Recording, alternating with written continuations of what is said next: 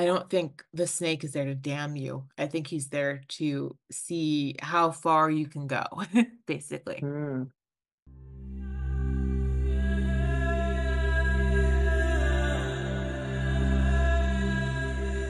Ready? Hello, how are you, Fola?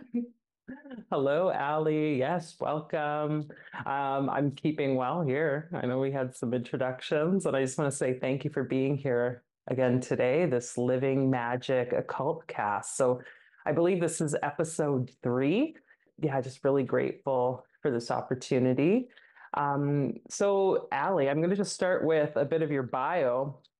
Allie Nelson here is an award-winning queer neurodivergent Pushcart Prize nominated poet and author.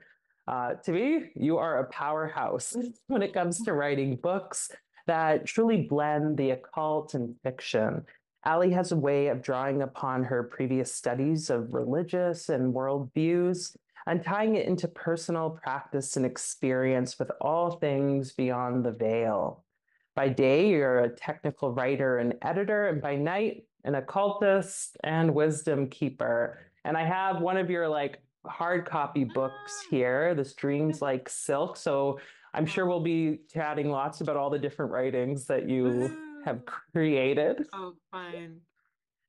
So, like, I guess the first question, Allie, that usually we kind of just draw upon when people show up here is like, what is living magic to you? What is magic? If you don't mind sharing with us, To me, your view. magic is nature and the natural law of the world. It's what everything from Buddha to Jesus to, Gandhi to Mithras sought, Joan of Arc too, and all the women, the Cathars, Lady Esclarmonde. It's living nature in practice. So realizing that, there's not just black and white. Everything is gray. Mother Nature, Father Sky, Mother Earth. They're the living embodiment of reality, and just kind of living in balance, I think, with the left pillar and the right pillar, that high priestess card. I think that embodying that is what living magic is. Okay. Yeah, totally. So it's like kind of being in a place of power and like Yeah. balance or Yeah. equilibrium as to how, yeah. And I really appreciate that about a lot of our conversations. Like we met online. What Yeah. was it, like maybe 4 years Four ago? year, 4 or 5 years, I think maybe 4 or 5 years ago. Yeah. Yeah, that was like, I think the Gallery of Magic, was it? Like Yeah. Oh, that that was was old. Yeah. A long time ago. in our past lives on magic. Yeah, it's funny, Past hey, how you lives. kind of like evolve around things. Yeah. Just like thinking back to, yeah, the gratitude I have for having come and met you on the online world and Oh, just kind of that balanced perspective that you hold around magic, which, I haven't really seen a whole lot of. Like I see a lot more of kind of like spiritual bypassing of like a judgment of this is good and this is bad. But I feel like what you hold is such a balanced perspective of both of those sides of the pillars. So do you mind sharing a bit, like maybe what led to that balance? Like, and or maybe what definitely. those pillars like look like for you in your life too. Yeah, definitely. So ever since I was young, maybe when I was 7 or 6, I've been having visitations in my dreams, and when my mind would quiet, of archangels and archdemons, Samael, Michael, Lucifer, Metatron, Gabriel, Raphael, Asmodeus, Beelzebub, Uriel, and I kind of just grew up with them and in their presence, and they're so calming and lovely. Even the demons, they come from a place of love. I really do believe in the Greek concept of daemons, that there's really no black magic if you don't use it for curses and stuff. That those spirits can come from a place of knowledge and a place of light, kind of like the Goetia. And for the angels too, I love God and Jesus and the saints, and I love pagan gods. So I think really when I work with myself over time, the spirits when I was growing up kind of formed a Sephiroth tree around me. And to my right is always Michael, literally, just I can touch out and feel him, and to my left is Samael, and they're kind of the right and the left hand of God. in Judaism, and maybe I'm saying Judaism. So I guess kind of embodying that high priestess aspect of the literally the tarot card, you pick it up, she's sitting there like I think a lot of us can, and kind of navigating between the left hand of God and the right hand of God, the holy darkness, the world is created and darkness stretched upon it, and the light that's Michael. And yeah, I think that. Mhm. Yeah, I like that. I've never thought of the pillars as like the hands of God, but like that's Yeah. exactly like that's how it is. Like it comes down and then it's like the Yeah. extensions. So thanks for that image. And Yeah. it's funny because I'm in the book, like I was kind of just like, hey, is there some like area I can like go back to and just share? And I hope it's okay if I read like little Yeah. parts of things. That's Yeah, fine. okay. Yeah. But we probably won't do too much. But like the one section here was about Samael, and you've mentioned Samael to me. I think you sent me that video too, and like I don't know much about that being, and yet I know you've shared a lot around like the almost negative perspective that people hold of him. Yeah. And yet, like, here's this alternative. Like, what if it's Yeah. Michael? What if it's like this other Yeah. aspect? Yeah, do you mind sharing a bit about that? I'd love to. So, it kind of goes back to the conception of God. So in Judaism, basically, God's, you can think of it as the bicameral mind, basically. You have Hasatan or Samael is a servant of God in Judaism. He's an archangel. He's never working outside of the bounds of God. He is the tempter and tester of mankind. Kind of, he describes it as pressuring the souls of coal into diamonds. So he might use, like in the book of Job, he goes to God, Satan, Hasatan, or Samael goes to God, and he's like, well, God, I really think Job is only faithful and pious because you give him everything on a silver platter. And then you see Samael tempting and testing Job and strips him of everything. And I really love in Good Omens season 2 when that all happens to Job, and Crowley and Aziraphale are kind of just in the middle of it. I love Good Omens and Neil Gaiman and stuff. So, but and then he also gives Eve the wisdom. I really do think of Samael as the gatekeeper of the Kabbalah, basically the mysteries of the Zohar and the Kabbalah with Lilith, kind of these guardian spirits. He I always call it the keys to Abaddon, basically that crossing of death, the crossing of death, because past death is life and knowledge in the eternal realm of Gan Eden, where he really holds his power, where he planted, the tree of knowledge, and Uriel's there, and with the flaming sword, and Michael's there. So, his name literally Samek Mem means not only drug of God, but medicine of God and poison of Mm-hmm. God. Back in the day, the dosage makes the poison or the medicine. So I really do think he embodies the concept that knowledge is both the savior and dangerous. So, Eve has to use it wisely. Yeah. Oh, so many things there. Even just Yeah. yesterday, like I was doing another interview with my friend who came Yeah. here. And then we were all having, three of us were having that exact conversation. I was like, I'm Yeah. pretty sure like in the Hebrew, like gematria, the word for medicine is also poison. And we Yeah. kind of just really like paused and like, like what is that? And I guess that's kind of like just what, I can't speak a whole lot to like demonology or Yeah. anything like that. I've done my like bit of learning and reading and experiencing of certain what Yeah. people call demons, um, or like goetic things showing up, Yeah. goetic spirits showing up.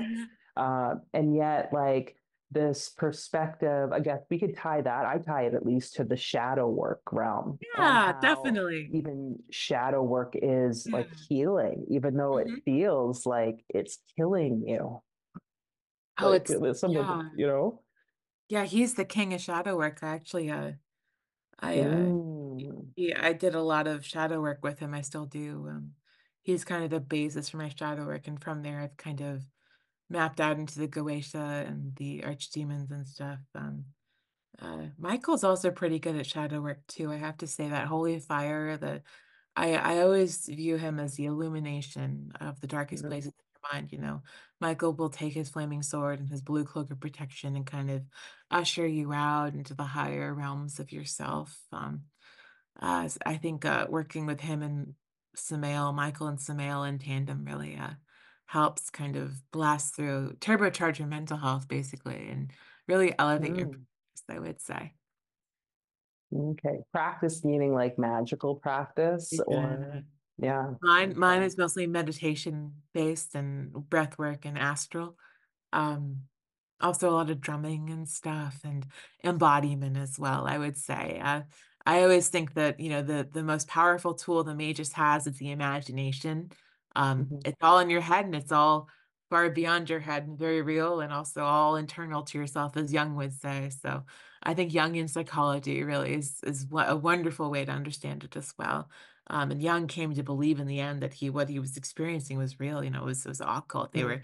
There are forces beyond him. And I'm reading Promethea by Alan Moore as well. And I just read Oh. this article that Alan Moore did in 2001 about, meeting Asmodeus and the snake god, Mm. and all sorts of stuff about how he became a magician. And that's really vibing with me. It's been my vibe as of late, Promethea and Alan Moore and stuff. And of course, there's Crowley. Crowley is a classic. And yeah. Yeah, I didn't even think to bring. A friend of mine's let me borrow, who I hope is going to come on the show as well, Yeah. his copies of Promethea, and Oh, I think yes. I'm on like book two now, and Oh, I'm hell just like, yeah. wow, like how beautiful, especially like you're saying, because it's imagination, and they tap in Yeah. that with like the Yeah. storyline without giving too much of that away, but Yeah. just also how can we use books, writing, imagery Yeah. to elicit these feelings? And I have other books here because I was like, okay, what are all the other kind of like, and this is Yeah. embarrassing. I still don't really know fiction or nonfiction. I get those all confused. But Same, I do like, too. okay, I'm not the only one. Yeah, I'm No, like, I I do write. too, I Why do does too. this confuse I me? do But too. like Crowley's short Oh, stories yeah. in this drug book, and then I just really like Dion Fortune's Oh, I love Deep books, but Fortune. like the Demon Lover, Yeah. and that Moon Magic being another one. Like all of these like fictional, right? Yeah. Stories, Yeah. nonfiction. Oh my God. No, they're But not nonfiction, they're real. Yeah. Oh, they oh, are and that's nonfiction. maybe Wait, I'm saying it wrong. See, it yeah, and confuses that's me maybe too. why. Yeah, yeah. Maybe this Uh, confusion because it's like, well, it's not real, and yet it is because the yeah. elements, like Alan Moore is displaying Yeah. in those comics or Yeah. graphic novels, there's like this depth to them. Yeah, There's definitely. something real that I think these writers, including yourself, what I've Yeah. read with the works that you've shared with me, and it's like it elicits and unlocks like Yeah. these doors in Yeah. consciousness. Yeah, do you mind sharing a bit about that? Like your experience, has there been like a book even that really like just seemed to open your mind, like back in the Definitely day or Neil Gaiman, am I saying it right? American Gods and The Sandman. I always think he has a really good understanding of how esoterica works and the gods operate. And I just think of Hmm. America and Canada and stuff and other places like Latin America where and the Caribbean where kind of we're all a melting pot of different cultures and stuff. And I love exploring that in my fiction. I think Neil Gaiman really just captures that so beautifully in American Gods and Sandman and stuff, kind of, Alan Moore too, and all of his works as well.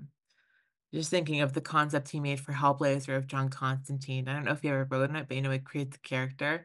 And that just Hmm. blows my mind. I just or the Swamp Thing's really esoteric or Watchmen or stuff. I think all of the gods are real. Actually a pagan, funnily enough. I'm a pagan and I work with Abrahamic spirits because they kind of just glommed onto me. But uh I think all the pantheons are real. And I was reading this, it might have even been Alan Moore who said in his interview, just because I speak French and you speak Spanish doesn't mean that Spanish isn't real because I can't speak it. So it's the idea that all these magical systems like Ifa or heathenry or um, uh, Spiritismo, I can't remember the name, voodoo or whatever. They all are different ciphers to understanding the world or Catholicism or, demonology. And just because one language doesn't appeal to you or you can't speak it doesn't mean it's wrong. We Hmm. know all the languages exist, so all the occult paths exist. So just because I work with the Sephiroth and Kabbalah and stuff doesn't mean that another person can't be a vulva or something and do spacecraft, you know? Hmm. Hmm. Yeah, like I feel like there's something to coming in our own time to all these Yeah, different paths or traditions, yeah, languages. Do you see them though as kind of like just mirrors of each other? You know, like often I would look at, say, the Ifa, Orisha, or like the Norse gods, goddesses. There yeah, are a lot of parallels or yeah. similarities. Are they like one and the same, or would you say they're all different because they kind of come from even like the mind of the different people?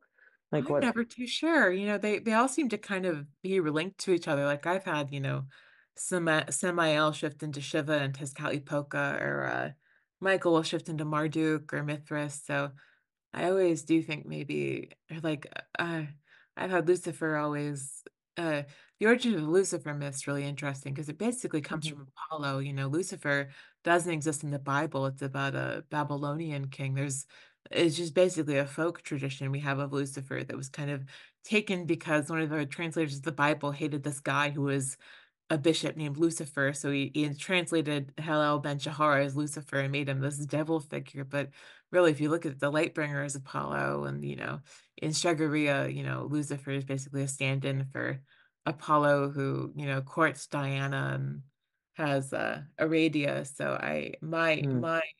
my conception of Lucifer personally is he's kind of the modern incarnation of Apollo. So I think I'm more of a squishy polytheist. So I do tend to think, especially when you get to things like, the Orishas and, angels and demons, kind of overlapping with the Ifa and the Orishas and the Loa.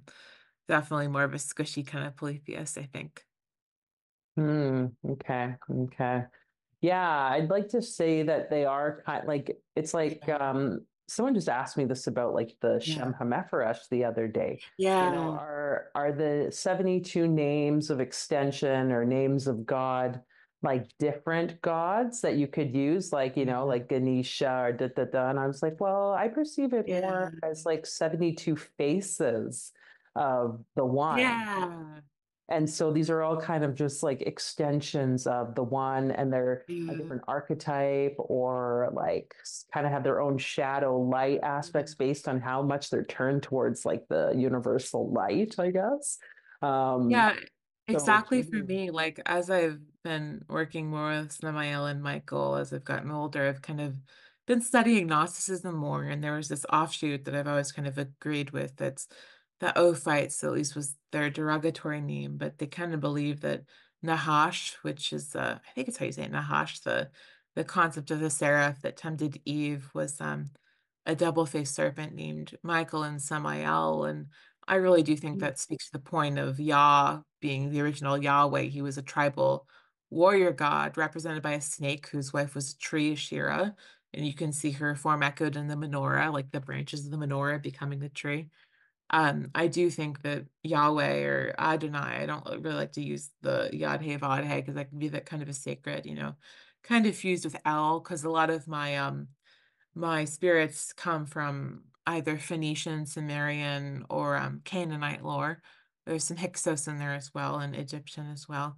And I think they kind of evolved into time over being the angels and demons and the saints of the ancient period, like Bridget becoming, the goddess Bridget becoming the saint and stuff. Of course, there's real saints as well. But even Hermes, I think, has a saint form. And yeah, that's what I think. I think mhm, mhm. Michael and Samael kind of, I think everybody has their own. I always think of my friends who've done Alcoholics Anonymous. You ask to see your higher power, and it can be, your childhood home or the smell of a rose or something. So I think God's a really personal matter to everyone. For some of my friends that are pagan, it's, the way the light hits a deer in the forest, or, the virgin goddess Athena of knowledge, or, some of my friends are heathen, so their god is Odin or Thor or Freya or Hela. So I think God comes to us all very particularly, and it's kind of just the way our imagination kind of clings on to them and how we understand stuff. So my truth might not be your truth, but that doesn't mean it's not true.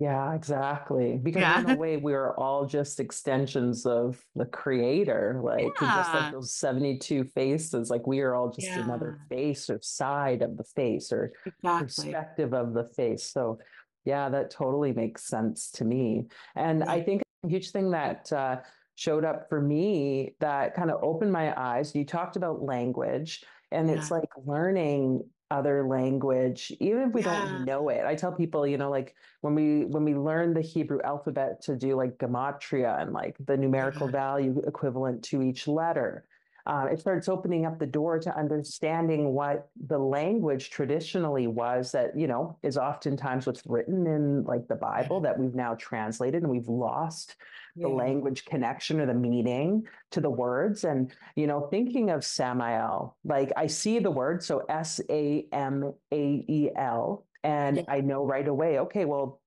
there might be a story of a negative being there. Yeah. But if we look at the spelling of the name, like Yeah. El is Yeah. like the representation of a part of God, or it's Yeah. God. And so I guess that, I'm thinking, I think I had another video I made about working with the Lubitel, some of those Oh, omnipotent I don't. or What are angels of those? omnipotence. Well, in one of those gallery of magic books, Oh that's like yeah. some of these. I think at one point there's like these three angels of omnipotence that you have to Oh, work with, yeah. Alubitel being one. And I Huh. remember thinking, do I really want to call upon that? Like this was kind of Yeah. earlier in my learning, my practice with magic. And I had that fear from my upbringing. And then it Yeah. was realizing, like doing my research first Yeah. off, like what were people's experiences? Uh-huh. And most of what was being said is that exactly like, sometimes when we work with certain beings, call upon certain energies, like Yeah. Lilith being one, Oh, I love those. Yeah. like, oh my gosh, Yeah. like it's going Use. to bring up so Yeah. much more intensity. And then I Yeah. remind myself, okay, but that name L at the end, even like means there's Yeah. an attribution to God. There's a Yeah. connection to like the most divine being. So why would I, if that fear is Yeah. showing up, and the doubt or lack of faith in Yeah. it, like maybe there's some other unseated kind of beliefs from upbringing that are holding back from Yeah. accessing that. Yeah, I'm not sure what that brings up for you.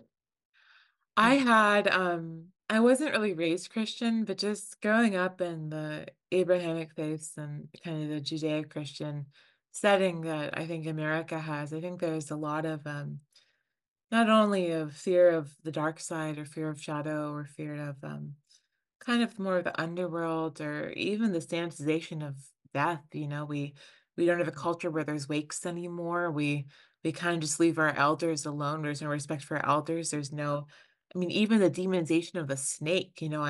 I recently went to a powwow. It was really fun, and some Aztec dancers. We did the dance of Quetzalcoatl. And Mm, to me and to a lot of pagans and to a lot of native faiths and a lot of other world religions that aren't Judeo-Christian, the snake is sacred. So I think when we demonize death and when we demonize our elders, we demonize the snake, which is medicine and the gate to the underworld and the ancestors. I think the Western society really cut itself off from the medicine. So mm, Samael was no longer the medicine because he is a snake. He's Nahash. He became the poison. mm.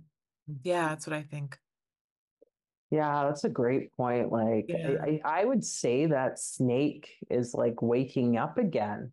Like, Yeah, wouldn't you? Like, they're I like would. that, the connection, the Yeah. understanding of both the poison and the knowledge. Because it's not saying that it's all good. It's just like, Yeah, it's not. how do you handle it? How do Yeah. you dance with it? Yeah. And do you think though that like if we were to say we have like the personification of the snake, that its Yeah. intention is actually for our highest good? Like, Uh, or is there a bit that's I like, think I always think of the snake and then Michael to me as the lion and Yaldabaoth is the lion-faced serpent. I always think God is a little bit demiurgic. Um, God's kind of the god of material reality, and Sophia and the archons lie beyond that. I think the demiurge, I mean, you can go back to Rudolf Steiner and Anthroposophy. There's Ahriman and there's Lucifer, and Ahriman's the god of the material world, and Lucifer's the god of the spiritual. And Ahriman's always trying to push you to develop further and further and further, Molecular things, sacrifice your young at the altar of science, sacrifice your spirit to mammon and kind of build the empire of America that before that was the British Empire, before that was, probably the Dutch and Rome and stuff. I I think uh I think the snake is the god of culture and the one who created birth control and feminism and civil rights, at least in the US. I think also that was a great work of, Michael as well and Christ and probably a bunch of other gods I don't know. But I think in the celestial courtroom in Judaism, Michael stands and defends the soul and he presents all the acts of wonder and love that you've done. And then Samael is the lawyer that presents all your sins and like, oh, this is why the Mm, accuser. In Judaism, there's no hell. There's really no agreement on the afterlife. Every Jew and every rabbi will have a different opinion, and kind of I like that too. There's only purgatory, and sorry, that's mhm. not a purgatory in a sense.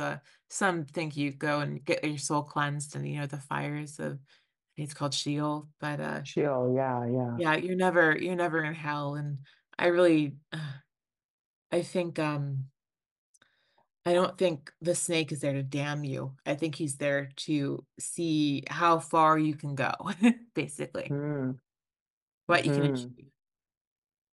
Yeah, I guess that's like what an adversary is. Like, Yeah, it's yeah, like if I'm thinking of like even just like the Stanley Cup, the hockey, like yeah, NHL tournament that was love it. just happening, it's Yeah, like we need the opposition in order yeah, to see how great we are. Like if yeah, teams were just skating around the ice shooting a puck and like there'd be nothing, but they need that yeah, like pushing against. And I think we're the same way in our souls, and I think it's a matter of like what the comfort level is. Cause I know yeah, for myself, like, you mean, me from like yeah, the last 4 or 5 years, how much I've shifted, in my yeah, mindset around yes, like Babylon. I was like, oh my God, like some of these things, it's like, eh. yeah, And that was just because of the very Christian upbringing. yeah, And it saddens me sometimes, like, oh, I wish I had not had that. Cause I know I yeah, recognize people who haven't been yeah, raised with this like fear of hell or yeah, damnation, just how different their worldview is. And I yeah, mean, but the same way goes for me. It's just this uniqueness. So kind of drawing upon that as even an adversarial energy that has yeah, allowed for like more yeah, growth and the relationships that we build with these entities or beings or however it is that like the engagement needs to be, because this doesn't mean that we have to like become best friends and keep them no, around. It's just, like no, Lilith, like I honor and respect, but like yeah, that's one entity that I'm just like, okay, I don't think that she's one that her and I want to yeah, really engage with, because it just the stuff that shows up is just a yeah, little too much for yeah, me and for partners, like yeah, it's been the result of some endings of relationship. So yeah, there's like, yeah, intensity there that it might not be for everyone, but there's still, I think, a lot of yeah, learning that can open up. Um, and that was kind of making me think, we're talking about building relationships or like engaging from like a spiritual development yeah, lens. But a conversation that my partner and I were just having was around how people utilize these beings to bring about like creative work, oh, yeah, whether it's writing, yeah, music, what like the arts. So I yeah. wonder like what you have to say about that. Yeah, maybe we can. Definitely. So the main way that I interact with spirits is as my muses. I mostly just view them as my muses, and I'm very grateful to the angels and demons and gods and goddesses that I work with. I think writing can kind of be like shamanism a little bit if you look at shamanic awakenings and practices and how the author and kind of the shaman journeys to the underworld or the afterlife and brings back some medicine for the people. I do think there's kind of a creation and destruction and almost a death aspect in creating either, a film or a novel. I mean, look at Kenneth Anger and his wonderful occult works or, of course, Jack Parsons, who we love. And uh Dion Fortune and all that stuff.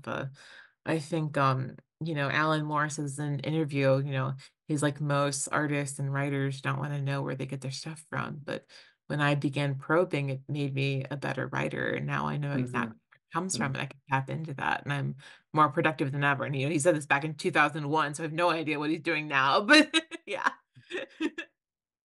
Well, isn't he like working on his last great book, I don't like an know. occult book? I think that's what he said. Like, this is going to be his last Gosh. book. Oh, Alan And it's Moore. like, Ah, yeah, yeah. yeah, he's so great. Um, so whether or not it'll be like Jerusalem, which I have not read, Ah, but I just Jerusalem, know the Hero of massness Lucifer. of, Ah, yeah. No, yeah. that's a really interesting point. Like, we went to this concert the other day, a movie live recording Oh, concert, I guess we fun, could yeah. call it, of Ghost. Are you Oh, familiar I with that love band, ghosts. Yeah, Ghost? we actually did Okay. a concert before. It was so much fun.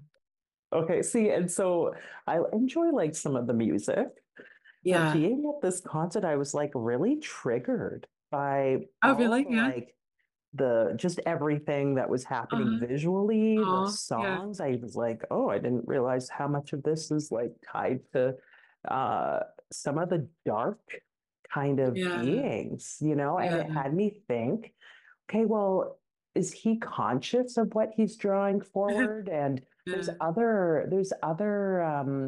artists, like, going to the Tool concert, and they have like the Yeah. giant seven-rayed star, like Babylon Yeah, I star know. The above Babylon. the audience, and I know that Danny Carey and them are quite involved in the occult. Yeah. And it just made me think, like, is it inevitable that these different entities or beings bring this knowledge? And I like what you're saying. Like, Alan Moore's basically saying you can either fight it and Yeah. push it away and it's not going to benefit you, or you can start to learn Yeah. and explore where it's coming Yeah. from so that it can contribute more. Because again, it's like an honoring, I think. They want to be seen just Yeah. like we all do. Yeah, Yeah. like, what's that bring up? I do think, oh, there goes my alarm. Sorry, you can cut that out. Oh, it's okay. I do think the spirits are really waking up. I do think they kind of went into a slumber for maybe Mm, 2000 years, after Hesperia and, going back to Promethea, her father is a pagan scholar and he's murdered by the Christians, after the Christians got rid of the statue of Zeus and, cut the goddess's breasts off and mm, defaced, statues of Aphrodite. And they came for Odin and Thor and Freyr and mm, Uppsala, where my ancestors are from, and came for Bridget and everybody. I think the gods are getting their just desserts now. I think they're I have a lot of friends that are pagan and were claimed in childhood by their spirit guides, and a lot of them are turning to other religions of Buddhism or Hinduism or random things like mm, I don't know, white girls. I was reading about this priestess of, she's in Nigeria. I think she's a priestess of Oya that was went there a long time ago and she was white. I think she was Dutch or something, and she kind of just got claimed by Oya and became like a priestess there. It's interesting, and mhm, I've known some people that are called into various spiritual traditions they might not have links to. Like I have some friends that are black that become, heathen and stuff, and some friends that are white that become into voodoo or Santeria. So it's really interesting. Yeah, I definitely could see Yeah, sometimes that, like, oh, do I have a bloodline link? Like, kind of yeah, all of our political correctness has put us yeah, in this place of like more separation. yeah, And people like, yeah, uncertain, oh, do I deserve to be here? But how yeah. can you even say no to that? Especially like, say, in Ifa, if you go, Oh, have you yeah. been to like a Shobo shrine in Oh, Nigeria, yeah, where there's like huge, like millions of people go every yeah, year to yeah. connect to the land and some of Cool. the Uh, Orisha. I think there's one particular Orisha, maybe Yemayaz, who they connect to there. I can't, don't quote me on that. yeah. But it's like you can't deny if you're being called. Like, if you say no, then No, I feel like that's what I'm learning. More resistance comes up. It's yeah. almost like harder. And like the guides, spirits are kind of showing us, okay, why fight it? Yeah. I fought it for most of my life. And when I finally Mm, kind of had the grace and wisdom to accept, you can't run from your past. I remember when I was like 12 and I read Delaire's book, Greek Myths, and I was just praying to Athena all the time, please be my patron goddess, be my patron goddess. And then I have a dream one night after I started a Twilight ripoff. I was trying to write about Jacob Black and I named him Samael and he didn't want to be a werewolf. He didn't want to be he didn't want to be a phantom and he's like, I'm Samael and I'm a demon. I'm like, okay. And then I end up Googling like 2 months later and Samael like Lucifer and just like I freak out and I try to delete the story and then I go into my dreams that night and I'm in this underground temple of very Martian, like the idea of Martian energy, it's underground mm-hmm. and it's Gabura. sulfurous and volcanic, and he looks beautiful. He's in his Aries aspect, his God of War aspect, Samael, and I'm just talking to him like, why aren't you Athena? He's like, well, girl, I'm your patron. I'm like, okay, I can't really, I wasn't really Christian, but I was kind of afraid of it growing up, and Michael too. I'm like, oh, Michael's so boring. I want like, I don't know, Artemis or something. But when I kind of accepted them and, the other archangels and archdemons as my main patrons, I think it became a lot easier, at least Mm, mentally, you know, mhm, uh, my jobs and technical writing and my books found more success. And I think when I just kind of leaned into that of what I was called to, it became a lot easier. mm. Yeah. Oh, so like what advice would you have for Yeah. people who maybe aren't sure who their guides are, or like how they really know that that's what they could be listening to? Like, any thoughts? I'd say look what you're drawn to in fiction. Like if you love Lord of the Rings, maybe you have an elf guide, or if you love I don't know, Percy Jackson, maybe you have Apollo, or maybe you have Zeus. If you love goddess stories or witches, maybe you're called to the witch path. If you're a cook, you might be a kitchen witch. If you love the stars, you might be called to an astronomy god. I mean, just go to like what you love in school. Maybe you're a nerd about biology and you'd be fit for a god of medicine like Asclepius. I don't know if I'm saying that right. Oh, there goes my alarm again. Maybe you're fit for a god of healing, or maybe you love let me turn off my phone really quickly. Maybe you love insects and you go for I don't know, anything really. Looking in Mhm. fiction and fantasy and sci-fi, I think it's a really good way. And I think you're drawn Yeah. to your hobbies as well. Okay. And then I think too, like you said, you mentioned like kind of like reading and then praying and asking for Yeah. this well, you asked for Athena specifically, but it's like you just started putting out there to the universe, like, hey, I'm Yeah. open. I'm willing Yeah. to build this relationship and connection. And then it starts to show up in dreams, in Yeah. conversations, and whatever. Oh, like, Yeah. yeah. And it's hearing you Right. say that, like, I don't want to give too much detail out because I feel like I'm still coming to terms with my own relationships with certain beings. But I had an experience just the other night, uh, where I was like contemplating, okay, there's a book I've been working on Yeah. for a while, and it's like specific to a particular like entity. And I kind of just like left it. And then I now in my places, I'm kind of contemplating like, well, where do I sit with like shadow and light? And where Yeah. do I really want to focus my energy on? And I asked, like, should I return to that book? Or, like you said, should I just delete it? Maybe I should just Yeah. delete it. But then that, like, 3, 4 experiences within like less than 24 hours of that Yeah. being, like, to Yeah. the point of I'm in the bath. I'm in the bath and Yes, my they always partner do come. that in the bathroom. I'm like Yeah, and then my meditating in the part. shower and they show up. Yeah, Oh, I think it really? puts you into a meditative state, yeah, sorry, but that's weird, No, right? it's okay. Well, it's cleansing. It Yeah. is really a spiritual, like it's just like aligning with like the cosmic Yeah. energy. But yeah, my partner comes into the bath and he's like, "Oh, I just wanted you to know I made a meditation Yeah. for that spirit." Oh, And no I was way. like, okay, like Yeah, that's that's great. too eerie.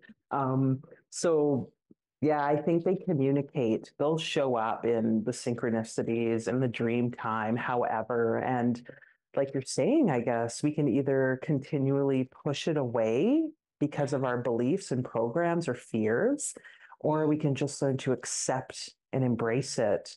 And ask too, because like any relationship, it's a two-way street.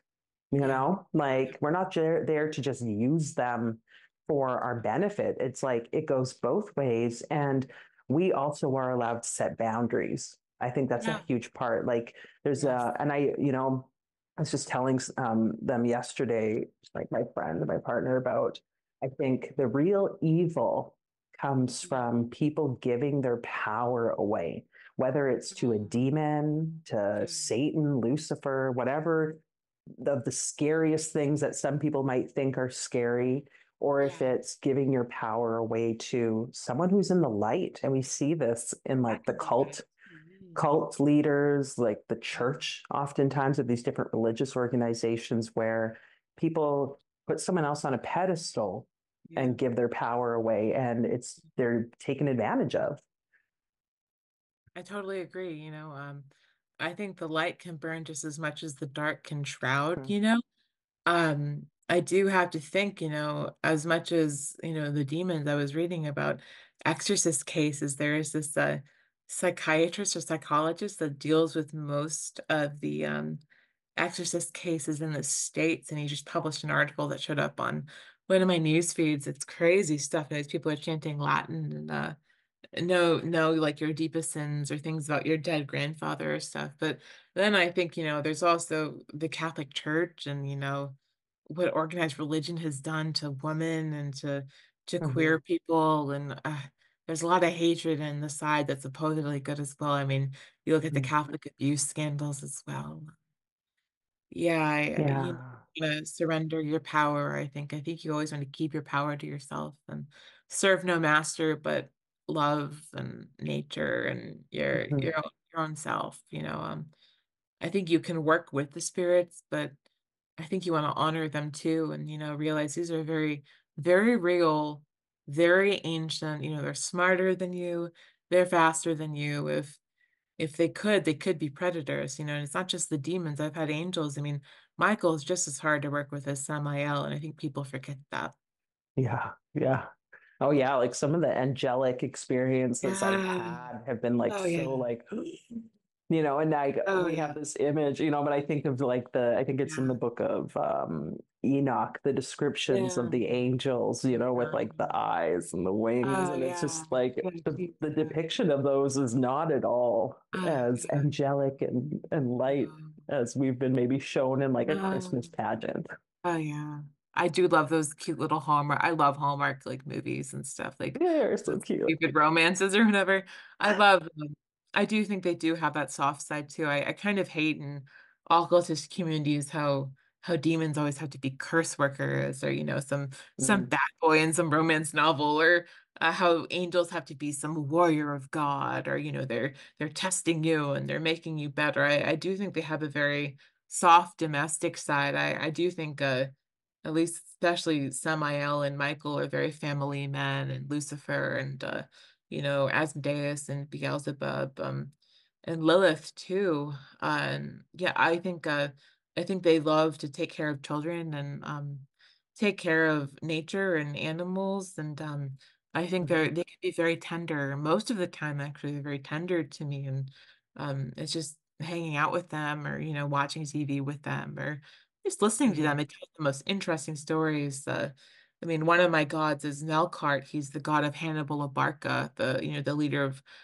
Carthage's army. And the Mm. story that Melkart will tell me about, being with Hannibal and Hamilcar or Alyssa of Dido, who became Alyssa of Carthage. She was the founder of Carthage and the queen, and she became known as Dido in the Aeneid. So just listening to these spirits tell these, or ask Michael about Joan of Arc, you'll get quite an interesting story. Or ask Mm. Samuel about Eve. It's just very interesting to hear. Or Mhm. ask Satan about Jesus, or ask the angels about Jesus. You get some interesting personal gnosis that way. Yeah, I've definitely had that conversation more so with Jesus. Like, it's like, so Yeah. tell me about the 40 days in the desert. Like, Yeah. you know what? And yeah, interesting insights of what Yeah. was necessary. And I'm been told a few times lately, I'm recognizing the power of like reviewing these myths, Yeah.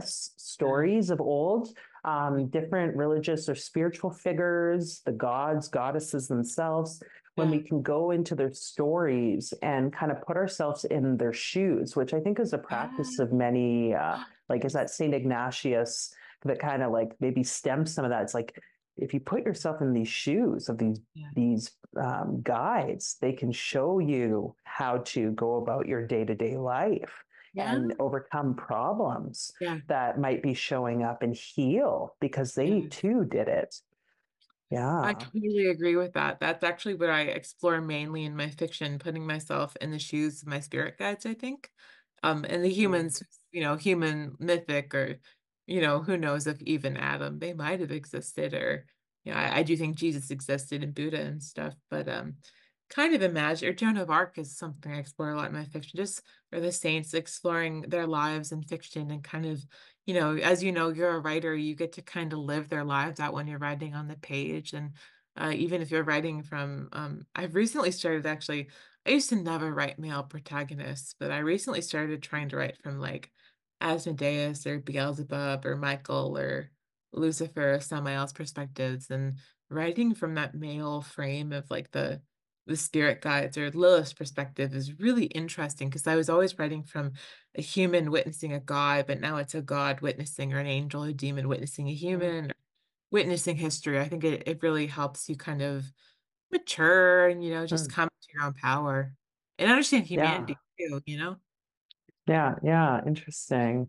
Yeah, like I just want to like dive more into your writing Yeah, process. I feel like, sure. yeah, like you send me things and I'm like, what? Like, and I know you've done like it's evident you have like the knowledge and from a Uh, historical perspective, from like your lived experience.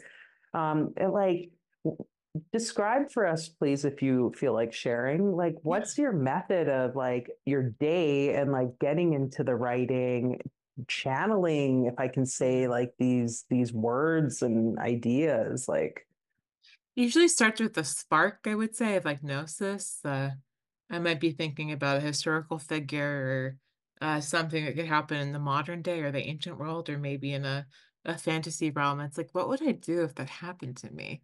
Or if I was this being, or I was some some historical fantasy heroine or an angel or a demon or a saint, wondering, I think humans have curiosity that our foremother Eve had. So I think the gift and the curse of curiosity of every writer's burden. So I was like, oh, this would be so cool. And of course, I love romance, most of my stories have romance in them. So I think the going back to Hallmark, kind of the Beauty and the Beast myth, which is also paralleled by Bluebeard. It's been a big part of my journey as Michael's over here as the Beast and Samael's over here as Bluebeard. And when uh when fairy tales were first being written, in from France from Charles Perrault, I don't know, say he wrote Bluebeard and Beauty and the Beast. They were translated into English. There was this big consensus in fairy tales that you got one husband in England, he could be a beast, he'd Mhm, be a beast that turns into a prince, or he's Bluebeard and he'll kill you, and you have to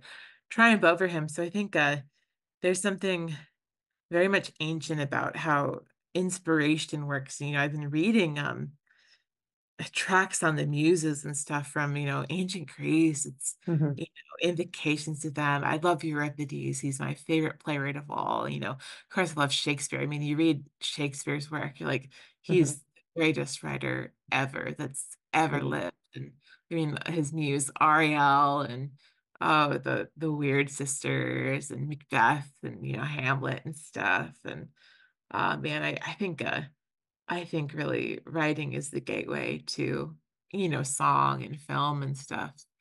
Um, I think originally writing and, cave art and stuff, as Alan Moore says in his interview, would have been done by shamans. The shaman would have mhm. made the first cave picture and would have, made the first writing system and stuff. So yeah.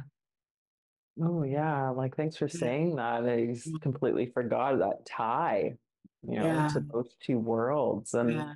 um yesterday I like after the day after I had my kind of weird meltdown of like good and Yeah. evil. And then the next morning I went and I was like, okay, I'm gonna just go into like the studio and like play the guitar and Yeah. connect and for the first time I would say I really felt and saw like this opening. I described it to my partner. I was like, it's almost like the heavens opened and a Yeah. host is the word I felt like I need to use, but like Oh, angels yeah. or of energy came and was streaming the creative spark. Yes. And I was just like, oh, like how do people, other writers or musicians, artists, people creating, how does it show up for them? How do they perceive Yeah. it? Like, do you have a particular way in which it Yeah. does kind of like emit itself to you? Yeah. I think the hosts of heaven are mainly what I work with. I mostly work with the angels and some demons, but Duma and Michael and Samael and Raphael and Uriel and Gabriel and Metatron, they're all angels and are really, really cornerstones of my practice. And, the saints and Yeshua, as I call Jesus, and the Marys and, God. I think there's something really holy about kind of invoking them when you have the blank page, having that blank Mm, page kind of be like the nothingness that God was everything, like the cosmic egg or the Ouroboros, kind of going back to that the first atom or the Big Bang, like before the Big Bang, where the white page waiting for the words is all, and that goes back to the logos. So I think the logos is a very powerful thing, the concept of the logos, I am what I am, mhm, and God is the word, that goes back to mhm. the book of John or the Gospel of John, Yeah, in the my beginning was favorite the word. gospel. In the beginning was the Yeah. word, so God's kind of writer. Yeah, yeah. And we can Yeah. write through our speaking, through the Yeah. actual putting down of ideas Yeah. or words. And I think too, this stuff applies to everyone, even if they don't identify themselves as a creative, like writer, artist. It's like Yeah. if you are journaling, or like, and if you aren't, like, I think it's important to start. Yeah. But like we can write down the things that we desire or call spirit in to be like, Yes. okay, like move through me, like what wants to Yeah. be written, what wants to be Yeah. spoken through me in any given moment. Yeah. And that I think is really an intentional practice. Yeah. Hmm. Oh, so many things. Yeah, this has definitely opened my mind to like Yeah. what more is possible. Yeah. And again, like I said, I feel like just the way I've witnessed you showing up, things I've read that you've written, some of which you share. I know you share so many lovely things with me, like, I and I can't, feel like yeah, I have you like can't keep. backstage pass to like your Yes. works and they really like unlock something like a Yeah. knowing already that exists. And I Yeah. really do enjoy how like you said, use the word romance, like you merge Yeah. this like love relationship between the light and the dark, and I see you as Yeah. also walking that in Yeah. your day to day. And so I want to just say thank you for Oh, thank that like you. way of being. I think Yeah. that's like the way forward, you know. I think so too. I think the middle pillar, you walk it too. Some of my friends do. You walk it very well. Of course you do. You taught me a lot too. I've learned so much from you. I think I've learned more from you than you've learned from me, to be honest. But I'll take the compliment. Don't know about I I think we're both healers in a way, and our partners as well, and our friends and stuff. I think the Earth's in desperate need of healing. I just think with the climate change and the wars and the nuclear bomb and Gaza and uh, just all that stuff happening. There's so much bad in the world that we really need to return to spirit and return to love and light and holy darkness and just really and in magic and a remagic and rewilding of the world. And I really do think it started with Lord of the Rings. I gotta say, that. I think Tolkien, not even Lewis, but Tolkien really started that whole journey to paganism. And of course, Crowley too, but I think I look at our fantasy, how much fantasy and sci-fi and comic books and superheroes have really taken over the global conscious. I think everybody's pagan in a way these days. Everybody loves, Thor and Loki and all that stuff, and it's Percy Jackson and stuff. Yeah, yeah. So I never thought about it like that, but I Yeah. guess these movies, these reimaginings of these stories, right, Yeah. have like sparked that, like, Oh, hey, yeah. there's something real and Yeah. tangible about this now. I can see it on a screen Yeah. or see it on a page and like Yeah. embody it, Oh, yeah. embody those aspects, which are Oh, yeah. all yeah, those Marvel movies. I know people kind of Love like, them. oh, but I often enjoy just putting them on. It's a good 3 hour Oh, they're way to fun. spend an evening. Yeah. And it does like spark this idea of like, look at all the good and the bad and how it works together to bring about this blueprint of a story. Like, it just excites me. Yeah. I really do think the relationship between Thor and Loki, especially in the movies, I just love that. You have the balance of Loki, who's kind of the sly talker, kind of embodying the serpent, So, and then Thor's there is the good guy and the family guy. He's kind of full of himself, and he loses his hammer, and then he has to earn it back, and Loki ends up coming around. That you have that whole multiverse offshoot TV show of Loki too, which is crazy. And I think it's yeah. one of the occult TV shows I've ever seen. It's really good. And Yeah. I think it kind of uh, my favorite myth is the divine twins. In my practice, Michael and Samael are the divine twins, and I think they kind of recreated that with Thor and Loki, even though Thor and Loki are really brothers or whatever in Norse cosmology, but they kind of have been to the popular conscience, I think. Yeah, interesting, really like Yeah. parallel there. Yeah. I'll have to contemplate that because Yeah. I like my Loki. I like Yeah. I'm wearing green and black too, so that's fun. Oh, I love Loki so Um, much. yeah, yeah. Okay, well, we're coming to the end of like the Yeah. show. I'm just curious, like, what are you working on now, or where Yeah. can people kind of like be directed to some new releases, please? So my Amazon page is Allister Nelson, and then my website is just alisternelson.com, and that's probably the best way to keep up with me, I think. I tend to release maybe a book a month, a book every 2 or 3 months, and Mhm. I have my professional publications and literary magazines and book deals and small presses and stuff like that on my website. I don't just indie publish, I also professionally publish, and I have poems and stories coming out mostly every week. And yeah, I think that way. Okay, sweet. And I know like you have Instagram. Is that more so like a I kind of just use personal? that for dog photos. Okay, yeah, I'm like, okay. Well, I know you had like a writing one before it. Yeah. So I'll link those, your Thank you. website Yeah. and the Amazon. I definitely recommend Yeah. checking out some of Allie's writing. Like, there's Dreams Like Silk. There's other ones that I'd say are like shorter in terms of like length of time. And I just feel again like the way you write and the way you portray like the story and the characters, like everything just flows. So like there's going to be a lot of knowledge and like an activation of the energy of this knowledge within oneself because of the Oh, writing that you do. So thank you. oh. I appreciate you being on this Living Magic episode and sharing your wisdom with us. Thank you so much, Fola. I love you. This is a wonderful experience. And um, Yeah. I think you're doing great stuff, and I'm doing great stuff. Yeah. Thanks. Yeah. Well, and to end, do you have any last words, any encouragement or like messages you'd like to share with our audience?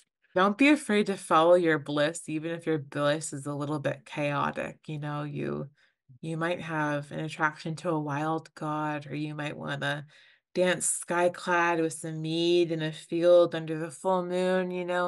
Don't just feel you have to live this cookie cutter life. I think find the divine in the pavement cracks where the dandelion comes through. Hmm. Yeah, I like that. Oh, images. Thank you, Allie. Sweet. Yeah. And thanks everyone for watching. And I guess until the next time, take care.